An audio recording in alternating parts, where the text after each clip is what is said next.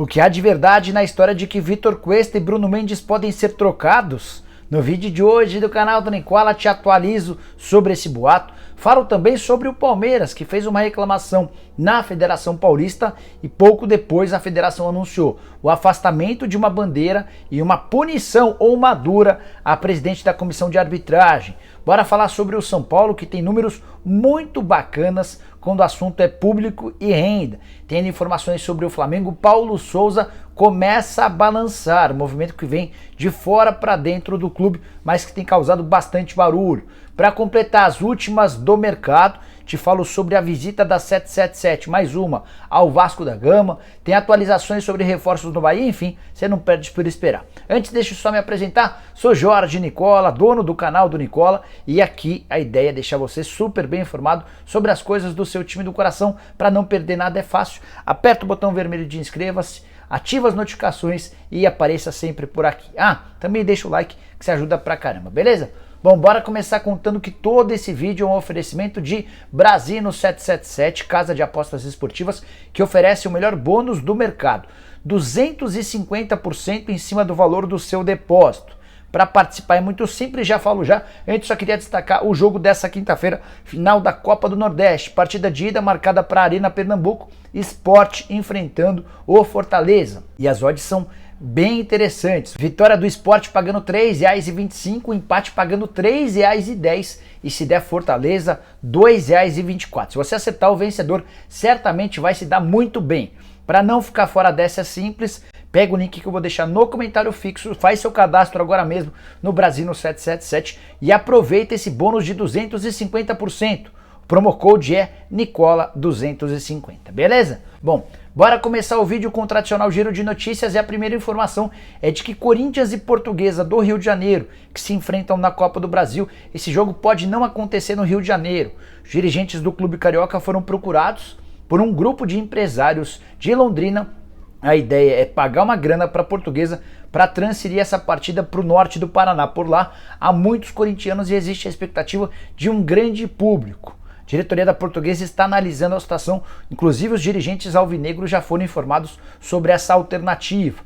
Bora contar que Jeromel, zagueiro, e Breno, goleiro, podem ser os únicos pentacampeões de forma consecutiva pelo Grêmio no Campeonato Gaúcho. O Grêmio tem 4 títulos consecutivos, pode até empatar com o Ipiranga no final de semana para assegurar a taça. E tanto o zagueiro quanto o goleiro estiveram nas 4 últimas edições. Todos os outros atletas não participaram da conquista do Tetra. É bem verdade que o Breno era reserva, mas o Jeromel titular absoluto. Bora falar agora sobre Paulo Pesolano, técnico do Cruzeiro, que havia tomado um gancho de 4 partidas por ter chamado o árbitro do clássico contra o Atlético Mineiro na fase de grupos de ladrão.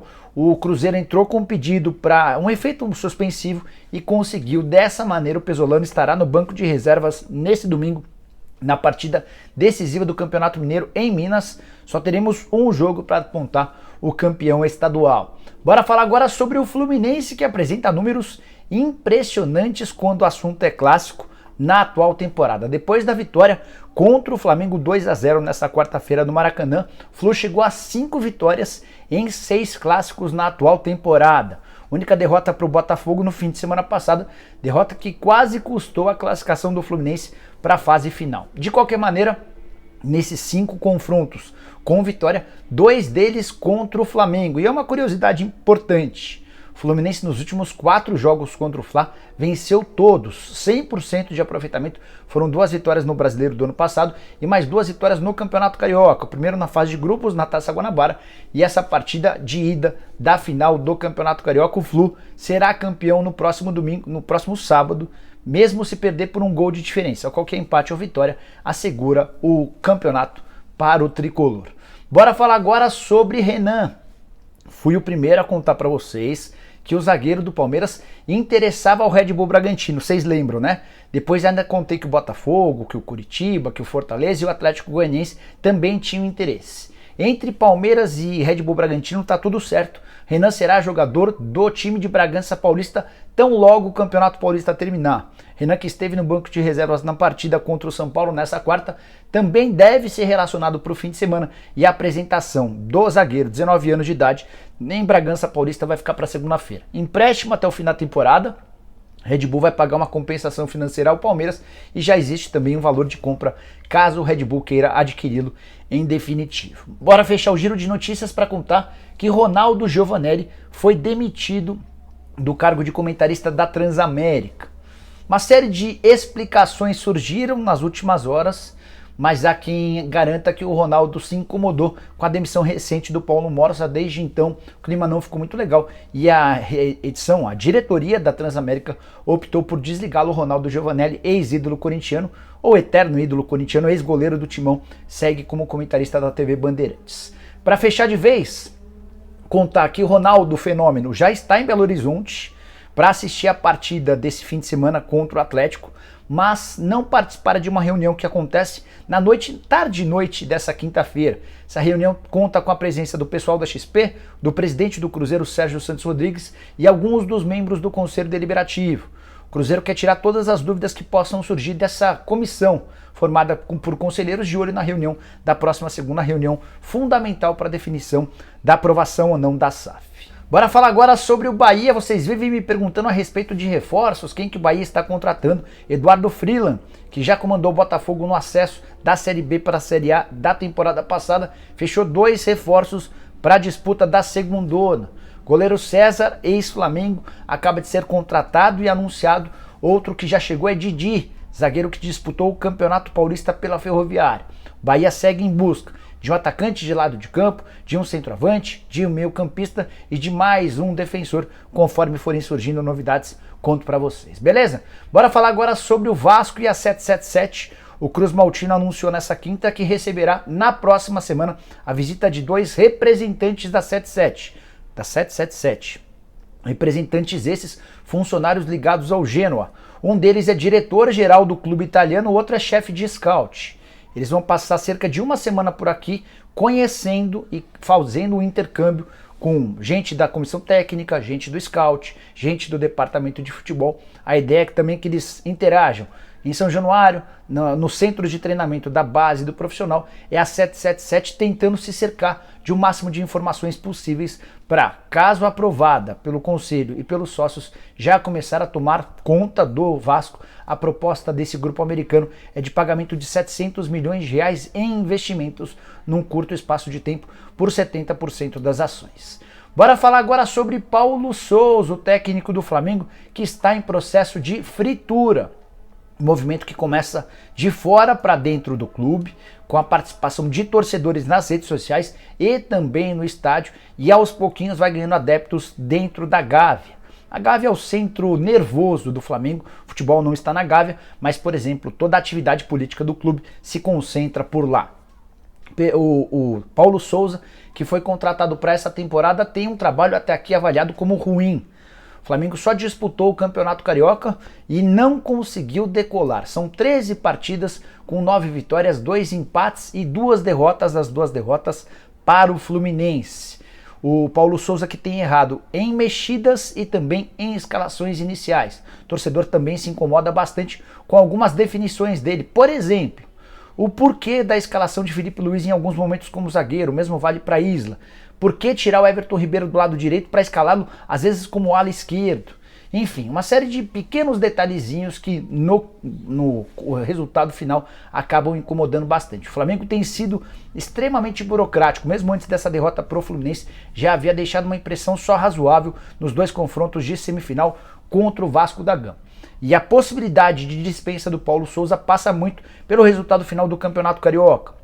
O Flamengo consegue reverter a derrota para o Flu e se sagra campeão, certamente o Paulo Souza ganha um respiro. Mas, se o Flamengo voltar a ser derrotado ou ficar bem distante da conquista desse título, você pode ter certeza absoluta de que até gente ligada ao presidente Rodolfo Landim vai pressioná-lo para dispensar o Paulo Souza. Até porque a decisão do Paulo Souza, mais uma vez, a decisão de contratar o Paulo Souza, mais uma vez foi tomada pelos homens do futebol. Marcos Braz e Bruno Spindel. E o Marcos Braz tem sido alvo há bastante tempo de uma cruzada interna. Cruzada essa dirigida pelo BAP que é um eterno inimigo público, inclusive, do Marcos Braz. A relação entre eles é péssima e todas as vezes que o Marcos Braz contrata pessoas, funcionários, atletas, treinadores que não vão bem, ele acaba sendo espizinhado pelo BAP. E você, o que você pensa a respeito do trabalho do português? Use o espaço para comentários e opina. Bora falar agora sobre o dia seguinte do Palmeiras após a derrota por 3-1 para o São Paulo na primeira partida final do Paulistão. Dirigentes do Palmeiras muito irritados com os árbitros em campo, mas também com a presidente da Comissão Estadual de Arbitragem, a Ana Paula Oliveira, que já esteve do outro lado. Tudo porque a Ana Paula postou em seu story, primeiro um vídeo, tudo porque a Ana Paula postou em seu Instagram um story com um vídeo em que ela aparecia num camarote de São Paulinos. Pegou muito mal para os palmeirenses. Depois porque ela postou uma foto ao lado de toda a equipe que esteve na arbitragem do Clássico e os caras todos rindo e a frase da legenda foi orgulho. Os palmeirenses não gostaram nada de saber que ela ficou orgulhosa e os árbitros sorrindo depois da atuação que foi considerada catastrófica pelos dirigentes alviverdes. A marcação do pênalti depois do toque de mão na bola do Marcos Rocha, a não marcação de um pênalti do Gustavo Gomes, algumas inversões de falta justificam toda essa reclamação.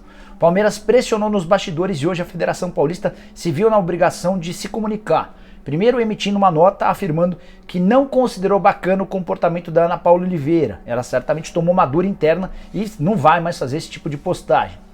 Segundo ponto importante, a Maria Eduarda Pires, que é uma árbitra assistente, foi afastada pela Federação Paulista.